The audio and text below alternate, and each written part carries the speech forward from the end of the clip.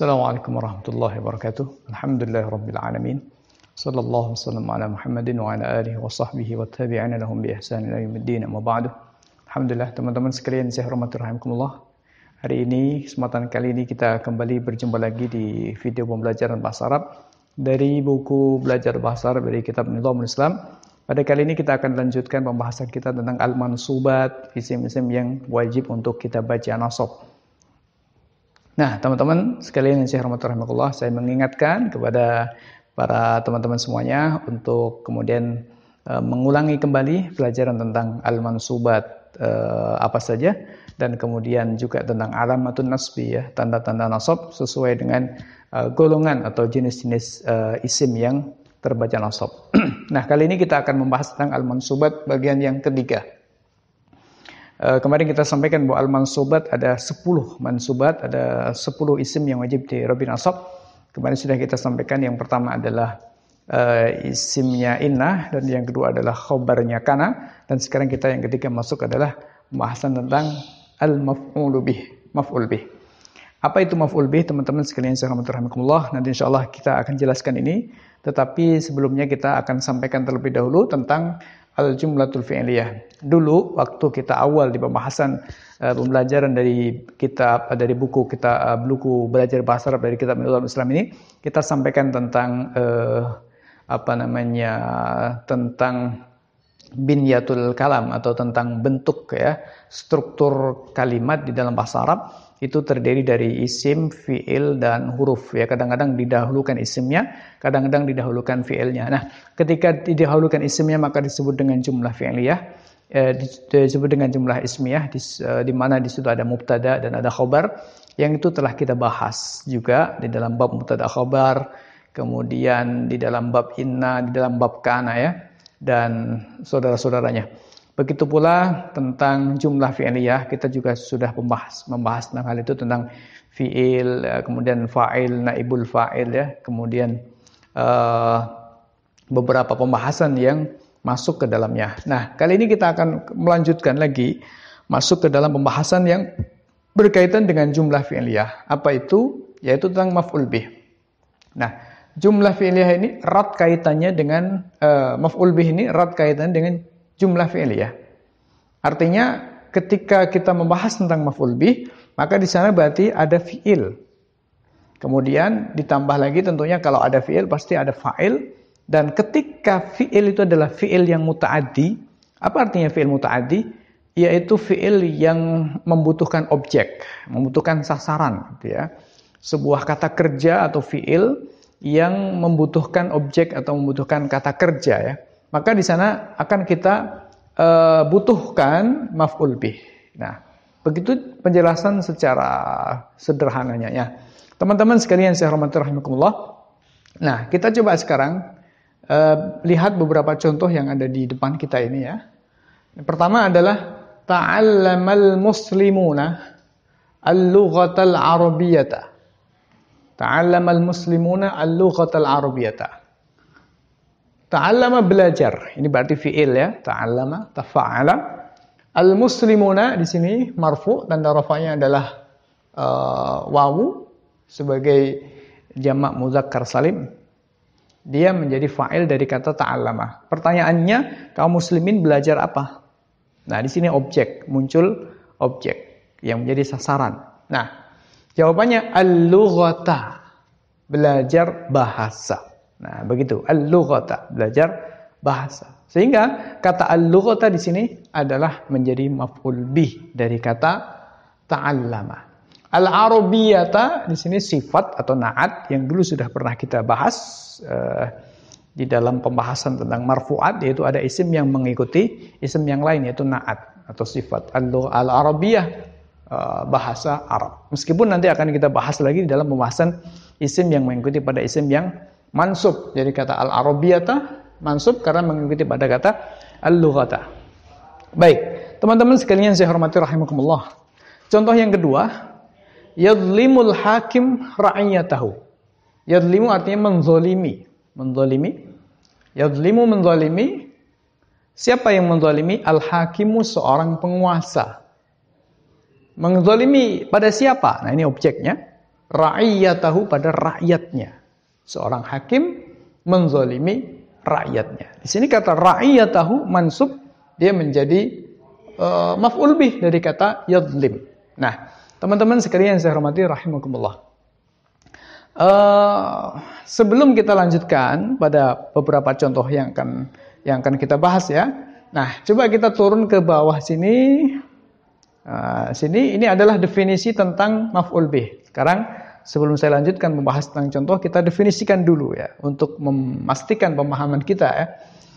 Apa itu sih maf'ul bih, sehingga kemudian kita tadi secara global sudah mendapatkan gambaran tentang maf'ul bih itu sederhananya adalah isim yang kemudian dibaca nasab menjadi objek ya bagi sebuah fiil begitu. Nah, isim maf'ul bih itu dikatakan ismun, isim dalla ala syai'in, yang menunjukkan pada sesuatu. Waqa'a alaihi fi'lul fa'il, yang terhadap sesuatu itu terjadi perbuatan fa'il. Jadi sederhananya maf'ul bih itu adalah isim yang menunjukkan pada satu hal, satu perkara, satu benda atau satu perbuatan atau apa saja ya. Waqa'a alaihi fi'lul fa'il, yang menjadi objeknya perbuatan dari pelaku, dari fa'il. Itsbatan, baik pelaku itu sifatnya adalah itsbat, yaitu sifatnya positif ya, au nafyan, atau berupa negatif.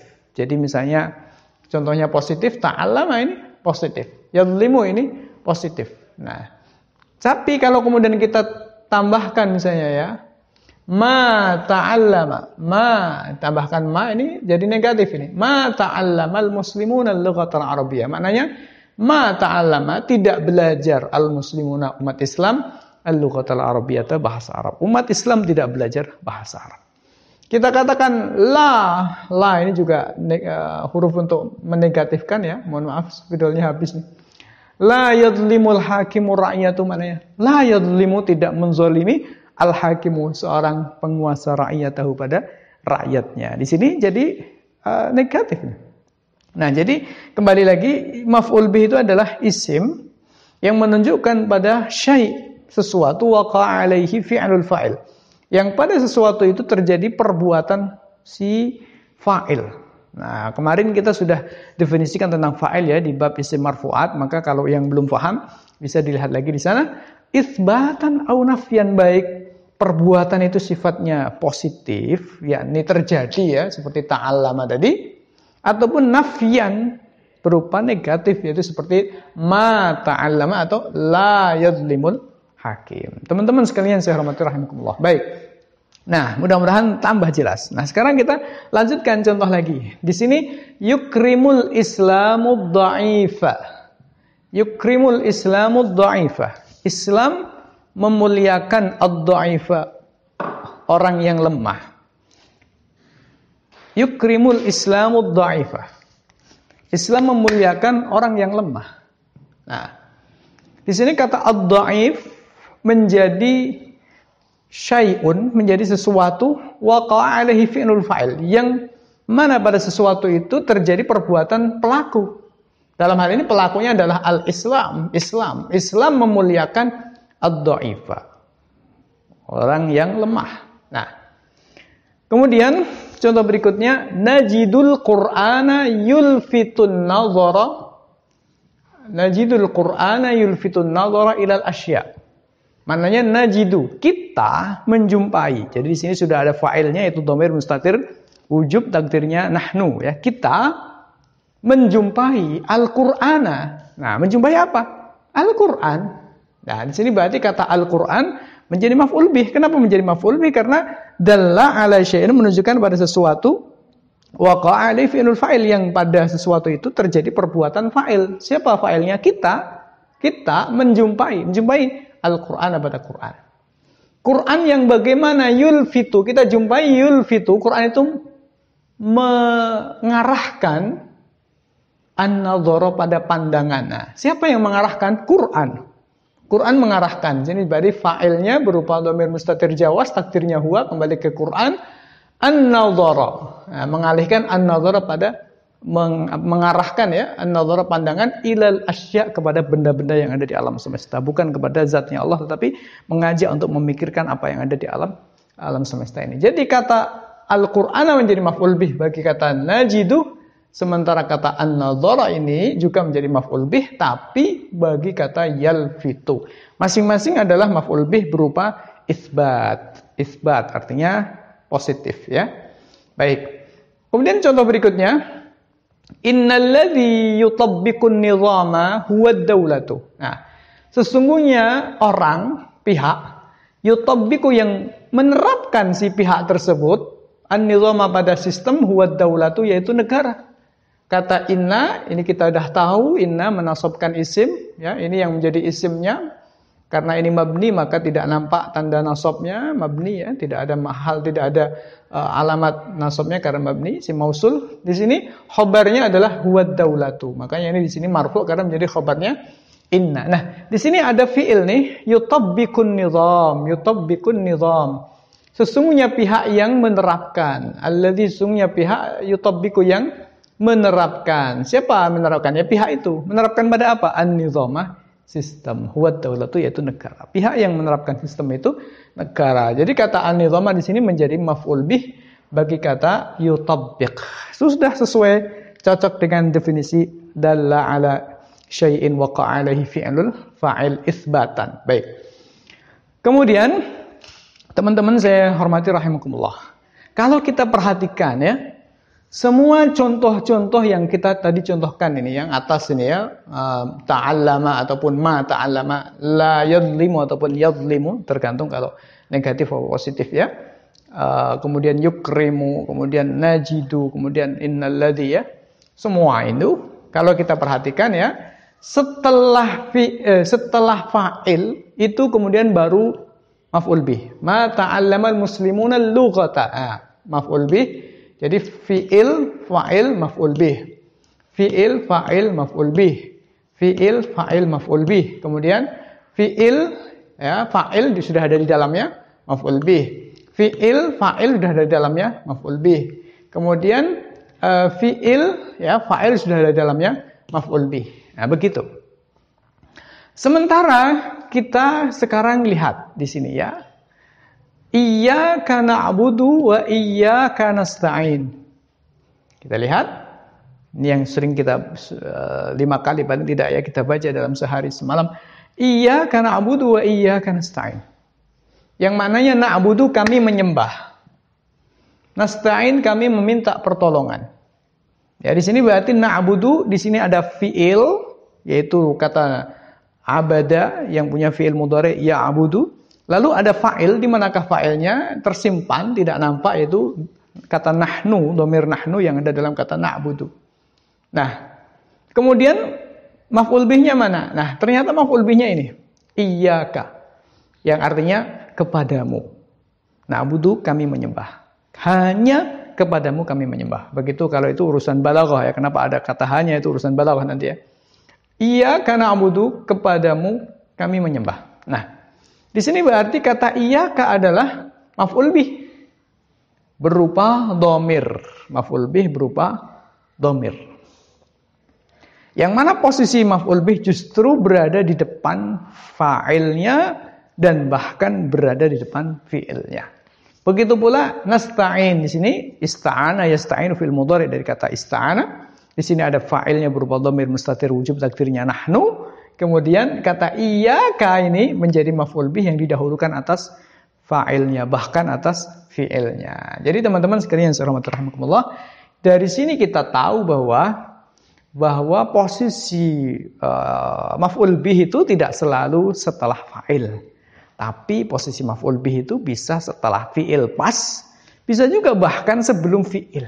Nah, itu posisi maf'ul bih. Nah, jadi bagaimana cara kita mengetahuinya? Ya kita dengan banyak membaca, sering-sering mempraktekkan, dan kemudian kita akhirnya dengan rasa bahasa kita tahu, oh ini maf'ul bih yang dikedepankan ini daripada fi'ilnya, daripada fa'ilnya, bahkan daripada fi'ilnya. Nah, teman-teman sekalian rahimakumullah. Nah, kemudian tadi contoh-contoh yang kita contohkan dari kata ma ta'allamal muslimun sampai innalladzi yutabbiqun nizam, semua adalah maf'ul bih berupa isim dhahir. Nah, barusan yang kita contohkan tadi iyyaka na'budu dan iyyaka nasta'in, ini adalah maf'ul bih berupa domir. Nah, iyyaka itu domir, iyyaka itu juga domir. Nah, contoh lain yang berupa domir itu adalah kata akramtuka wa akramtuhum. Nah, kata akramtuka maknanya aku memuliakan kamu. Akramtu, memuliakan tu saya. Ini fa'ilnya berupa domir baris ya, mutakallim wahdah. Tu artinya saya, ka itu artinya kamu. Aku memuliakan kamu. Di sini maf'ul bihnya adalah berupa domir kaf, ka. Yang posisinya setelah fi'il, setelah fa'il ya, fi'il, fa'il, kemudian maf'ul bih, normal. Wa akramtuhum, dan aku memuliakan mereka. Di sini fa'ilnya berupa tu, ini domir tak, mutakallim wahdah, domir tu. Kemudian hum ini maf'ul bihnya. Jadi posisi maf'ul bihnya setelah fi'il, setelah fa'il, setelah fi'il. Jadi normal ya, begitu. Nah, contoh lain maf'ul bih yang berupa isim adalah ihdina. Di sini kata ihdina yang kita baca sehari semalam 5 kali, maknanya tunjukkanlah kami. Ihdi itu fi'il amar dari kata hada yahdi. Ihdi, ya, tunjukkanlah. Itu sudah ada fa'ilnya. Fa'ilnya adalah anta, engkau ya Allah. Ya, di sini engkau Allah. Anta ya Allah engkau. Ihdi, tunjukkanlah. Nah, pada kami. Nah, di sini kata na ini adalah maf'ul bih ya, bagi kata ihdi adalah fi'il amar. Ya, kemudian ditambah fa'il ya. Fa'ilnya berupa dhamir mustatir wujub, takdirnya anta. Ihdi anta. Nah, ya. Nah, kemudian as-sirata ini juga menjadi maf'ul bih bagi kata ihdi, maf'ul bih yang kedua. Kemudian al-mustaqimah na'at sifat bagi kata as-sirata. Nah, teman-teman sekalian saya hormati rahimakumullah, jadi dari sini kita bisa mengetahui kesimpulannya bahwa yang pertama ya, maf'ul bih itu adalah isim yang mansub. Lalu yang kedua, maf'ul bih itu adalah isim yang menjadi objek sasaran bagi perbuatan pelaku atau fa'il. Ya, pelaku di sini maknanya fa'il, baik berupa positif ataupun berupa negatif.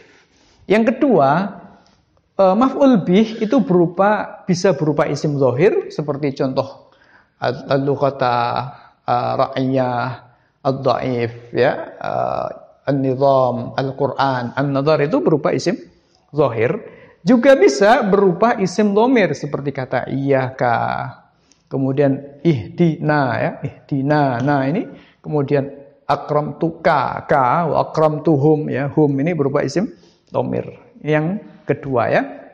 Yang ketiga ya, yang keempat ya.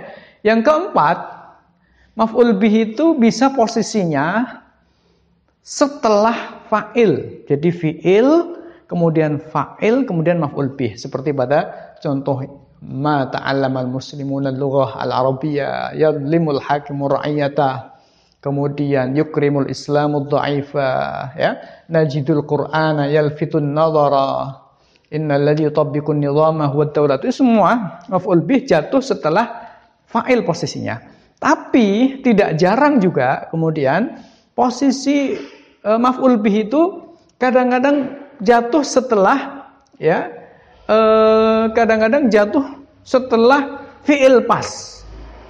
Jadi fi'il kemudian maf'ul bih baru kemudian fa'ilnya, itu bisa. Bahkan kadang-kadang maf'ul bih di depan sebelum fa'il, bahkan sebelum fi'il. Jadi maf'ul bih dulu baru kemudian fi'il baru kemudian fa'il. Nah, contohnya seperti iyyaka.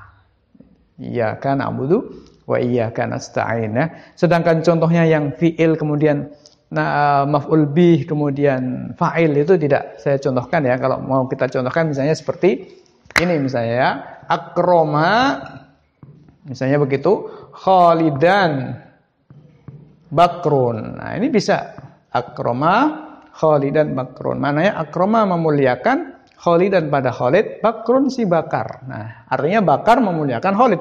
Di sini posisi maf'ul bih di tengah-tengah antara fi'il dengan fa'il. Itu juga dibolehkan. Nah, yang terakhir yang kelima teman-teman sekalian saya hormati rahimakumullah, fi'il yang muta'addi ya. Masih ingat tadi fi'il muta'addi yaitu fi'il yang memiliki objek, yang membutuhkan objek gitu ya.